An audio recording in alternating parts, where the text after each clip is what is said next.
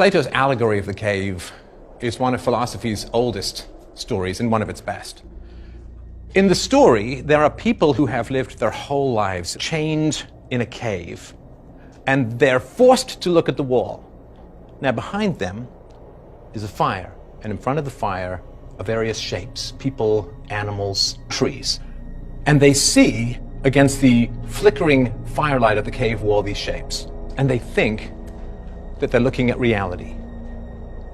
But one day, one of the men breaks his chains, and he turns his head for the first time in his life, and he looks, and he sees the shapes, and he sees the fire itself.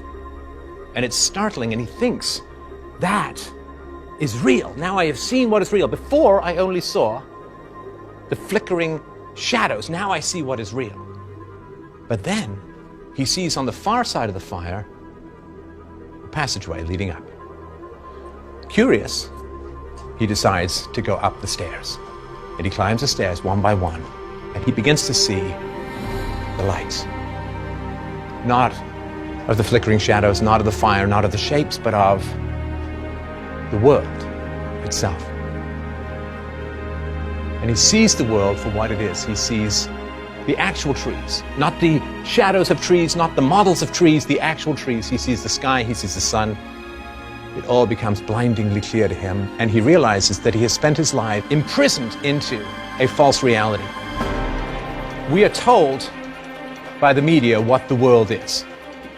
We are told by the media what is right, what is wrong, what to believe, who to love, who to hate. These are just shadows on the wall of the cave. And then the thought comes to his mind as he regards this beauty, and he says, I must share this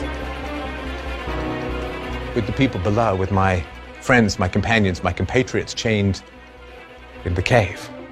So he takes a last look to drink in the glory of everything that he sees.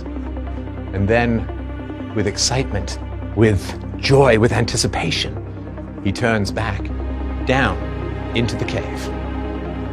And he starts to tell everyone chained to the wall, this is not real, this is not real, these are illusions. And he reaches down and he tries to break their chains. And they do not thank him. They do not praise him. They do not admire his wisdom and his courage. They fight him. And they call him mad. They call him deranged, delusional, disruptive, seditious, dangerous.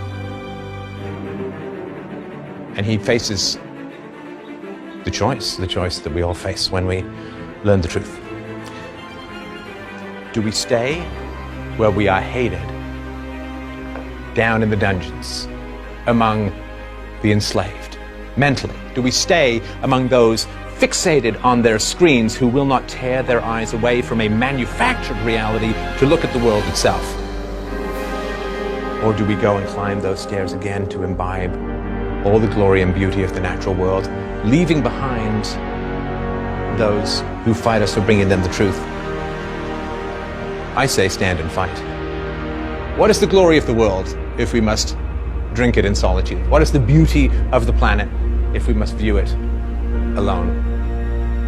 We have an obligation, if we have seen the truth, to wrestle the lies from the minds of those stuck in the cave. The cave is the manufactured reality of those who would control us by controlling what we think. But fundamentally, you can't control what someone thinks, because once they think, they are beyond your control.